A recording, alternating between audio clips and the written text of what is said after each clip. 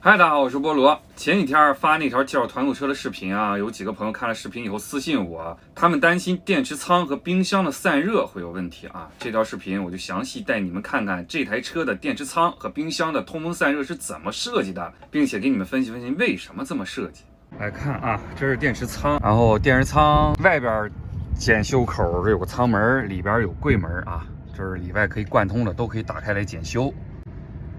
然后电池仓这个逆变器附近这块呢有一个排风扇，这个排风扇呢它有一个45度的一个温控开关啊，当这个仓的这块温度达到45度，它检测到了，这个排风扇就会打开往外吹啊，低于45度它就会自动关上。然后呢，你们看啊，这上边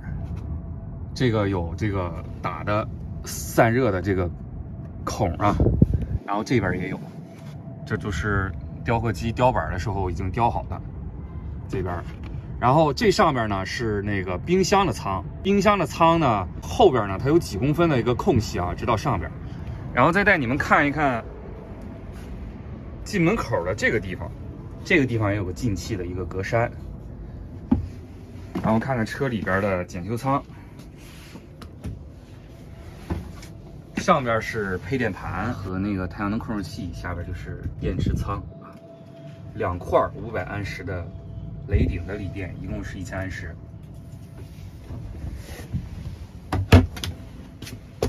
然后再看上面啊，上面这个冰箱上面这块也是一个散热的一个通风口。然后咱们再看看这个副驾驶后边的这个排风扇这个散热口啊，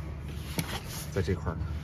就是这台车的冰箱和电池仓预留的散热通道呢，已经足够用了啊，足够空气进行对流的。电池仓的散热循环模式的设计呢，一般有3种，分别是内循环、外循环和内外循环。这3种有啥区别呢？内循环呢是从车内进气啊，进风，在车内排风；外循环呢是从车外进风，排到车外。内外循环呢是从车内进风排到车外，或者从车外进风排到车内。我们这个电池仓的循环模式呢就是内循环。那为什么要设计成内循环而不用外循环呢？这就要从锂电池的特性来讲起了。磷酸铁锂啊，放电它有个特性啊，它就是怕冷不怕热，而且锂电池工作时呢自身发热量很小。磷酸铁锂电池最佳的工作温度呢是50度左右啊，环境温度越低，锂电池放电的效率也就越低。如果设计成外循环，那么当室外温度处于0上10度以下啊，甚至零下的时候呢，你会发现锂电池的电会变得很不抗用，没怎么用呢，电就没了。所以这台车的电池仓设计的时候呢，外循环这个方案就直接被我们否了。上面说了外循环啊，下面再说说为什么我们不用内外循环，就是从车内进风往车外排风啊。内外循环呢，需要在车的箱体上打散热孔，然后装排风扇，把热气散到车外，这样啊会有几个弊端。第一个是车外的灰尘呢会通过散热孔进到电池仓甚至车内。第二个是会影响整车的整体的保温性能。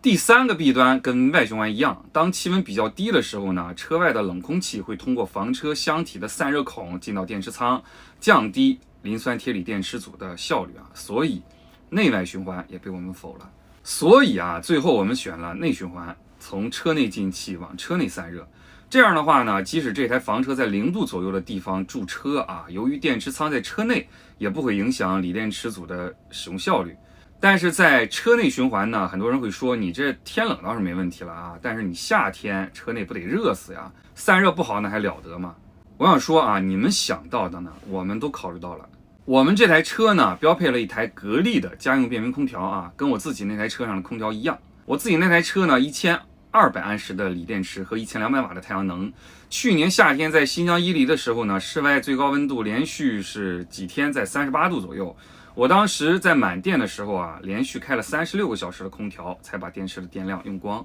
那么这台团购车呢，标配了1000安时的锂电和1400瓦的太阳能。虽然锂电少了200安时，但是太阳能多了200瓦。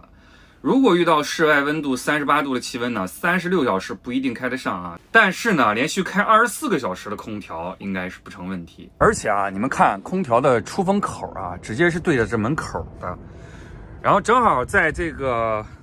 这块呢有一个那个进气的一个格栅，空气呢有个特性啊，就是热空气膨胀以后往上走，冷空气往下沉，这样产生对流啊。从客厅空调内机出来的冷气呢，会下沉到进风口附近。如果电池舱的温度达到了45度，那么温控的风扇会启动往副驾驶后边排气啊。这样的话，冷气就从门边的进风口进，热空气从副驾驶的风扇散热孔和冰箱上面的散热孔出。如果电池舱没到45度呢，风扇没启动，那么冷气会从门口和副驾驶的通风口进。电池舱的热空气呢，会通过冰箱下边的散热格栅往上走，从冰箱上面的散热孔出去，形成完整的对流。我们在进行这台车电池舱散热设计的时候呢，我们请教了2个锂电池厂家的专业的技术人员，还请教了阳光小院的云哥和阳光老师，又请教了好几个关于电方面的专业人士，再加上巨威的技术人员和专业的电工组长啊，最终得到了这个方案。所以啊，要是有喷子你想喷的话，喷之前你先问问你自己有没有我上面说的那些人专业啊，你再喷。如果您觉得这条视频对您有用，麻烦您长按点赞钮3秒，给我个超级赞。希望这条视频能让你们少走弯路不踩坑。谢谢观看，再见。